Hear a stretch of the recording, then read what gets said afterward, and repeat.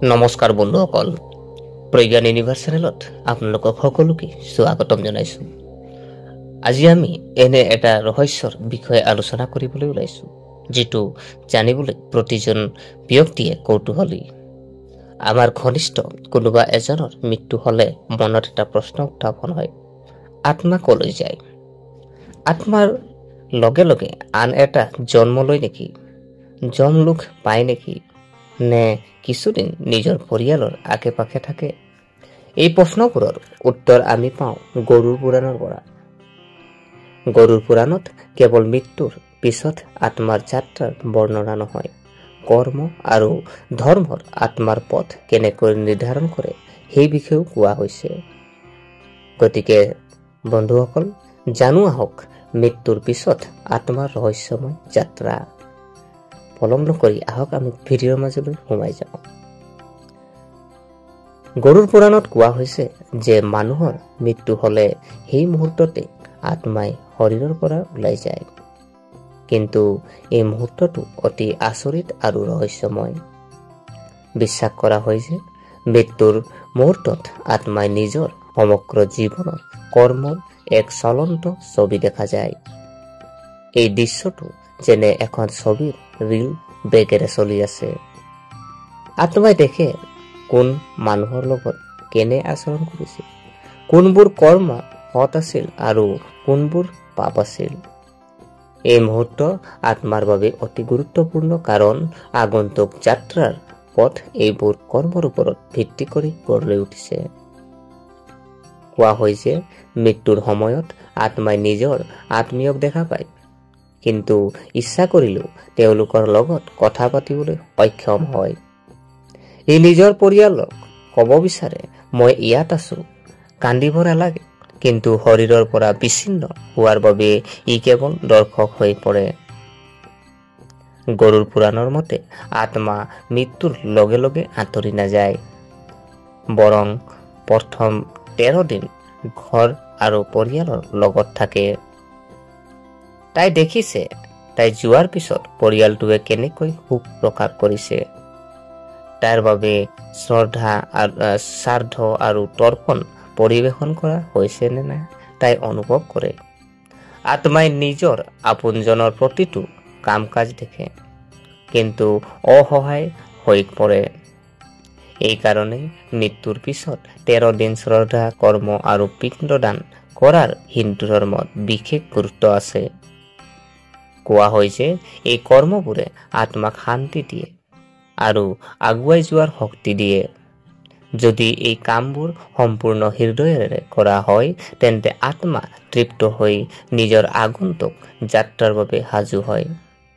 কিন্তু যদি পৰিয়ালৰ লোক উদাসীন হৈ পৰে বা কৰ্ম সম্পাদন নকৰে, তেন্তে আত্মা অস্থিৰ আৰু অসুখী হৈ পৰে। 13 দিনৰ পিছত আত্মাৰ যাত্ৰা আৰম্ভ হয়।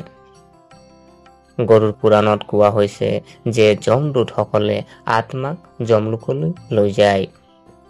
এই যাত্ৰা ছুটি নহয়, প্ৰাণে যমলোক পাবলৈ 47 দিন সময় লাগে। এই সময়ছোৱাত আত্মাই বহু ধৰণৰ অভিজ্ঞতা অনুভৱ কৰে।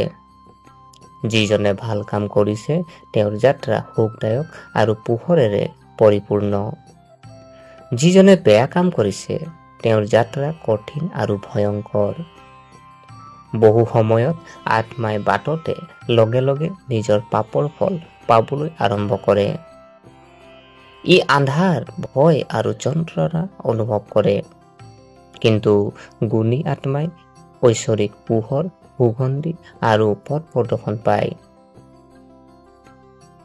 কৰ্মৰ হিচাপ কোনে কৰে জানেনে? চিত্ৰগুপ্ত।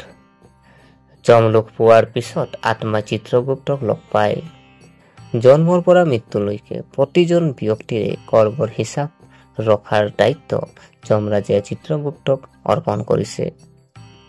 কোনটো ভাল কাম কৰিলে, কোন পাপ কৰিলে, কেতিয়া কাৰোবাক সহায় কৰিলে, কেতিয়া কাৰোবাক আঘাত দিলে, আত্মাৰ জীৱনৰ সমগ্ৰ পুথিখন চিত্ৰগুপ্তৰ দৰবাৰত মুকলি কৰা হয়। তেতিয়া যমৰাজে সিদ্ধান্ত লয় যে আত্মাক স্বৰ্গলৈ পঠিয়াব লাগে নে নৰকলৈ।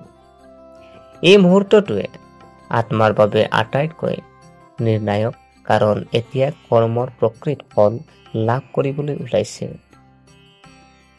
গৰুড় পুৰাণত স্বৰ্গ আৰু নৰকৰ অতি বিশদ বৰ্ণনা আছে।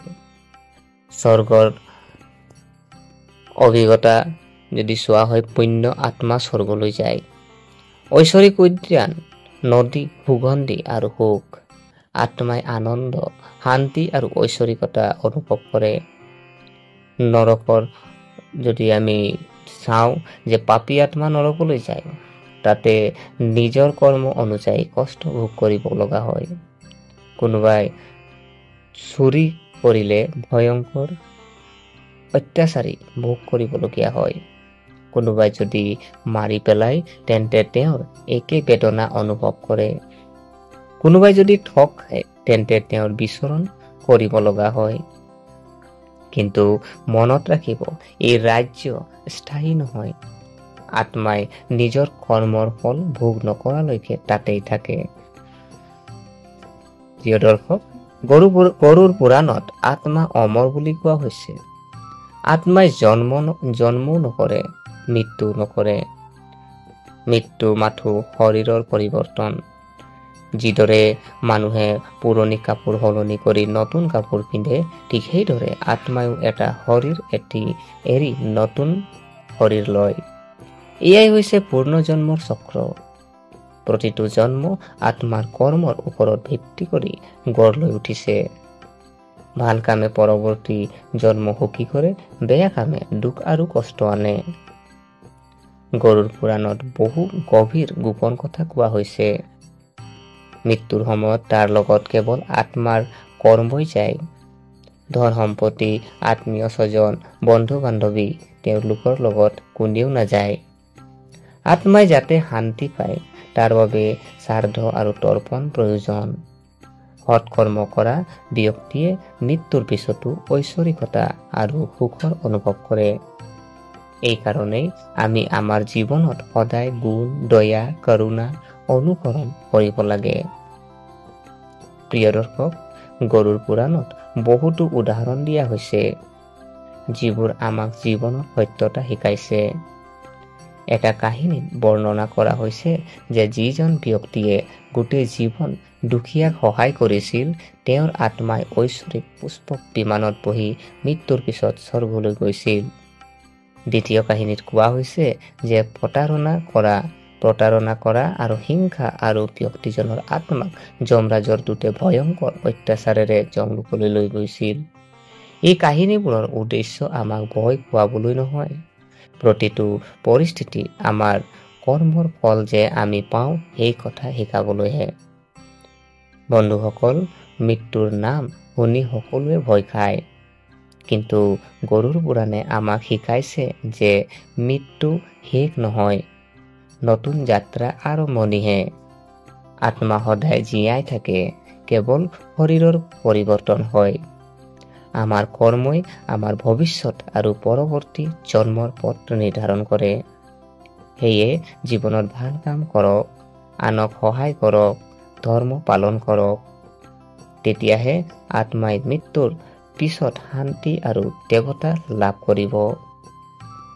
প্ৰিয় দৰ্শক, যদি আপোনাৰ এই ৰহস্যময় জ্ঞান ভাল লাগিল তেন্তে নিশ্চয় চেনেলটো ছাবস্ক্ৰাইব কৰি ভিডিঅ'টো লাইক আৰু শ্বেয়াৰ এটা কৰি দিব। আৰু যদিহে আপোনালোকে এতিয়ালৈকে কমেণ্ট কৰা নাই, কমেণ্ট এটা লিখি আমাক উৎসাহিত কৰিব বুলি আশা থাকিলে। পুনৰ লগ পোৱাৰ প্ৰতিশ্ৰুতিৰে আজিলৈ আমি বিদায় মাগিলোঁ। ধন্যবাদ।